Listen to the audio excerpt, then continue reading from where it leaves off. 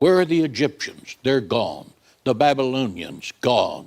The Persians, gone. The Romans, gone. The Ottoman Empire, gone. The goose-stepping Nazis who followed Adolf Hitler, buried in the boneyard of human history. John Hagee is wrong. Bless them that bless you. No, no, no, no.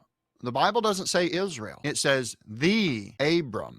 So for starters, he's misusing the scripture. Then he takes an application of, the Nazis and everybody else, and he says that the only reason they're gone is because they went against the nation of Israel. But it's not a nation, it's a political state today. And this political state was hatched in the late 1800s through the Zionist Congress, Theodore Herzl. They began to revive Hebrew. Hebrew was essentially a dead language. Even in the time of Jesus, it was barely spoken. Aramaic was the primary language that was spoken at that time. And the Hebrew of today was called revived Hebrew, and later modern Hebrew. Comes from a man that renamed himself to Eleazar ben Yehuda, and he only spoke Yiddish. He was Ukrainian, and he only spoke Yiddish, and he trained his son to now begin to try to revive Hebrew. And his son, from the age of a child, was the first person, Ben Zion, that spoke modern Hebrew or revived Hebrew. And so at the end of the 1800s, you have this conspiracy of people coming together saying, we're going to hatch a Zionist nation and call it Judah. And the Balfour Declaration, I believe it was 1917,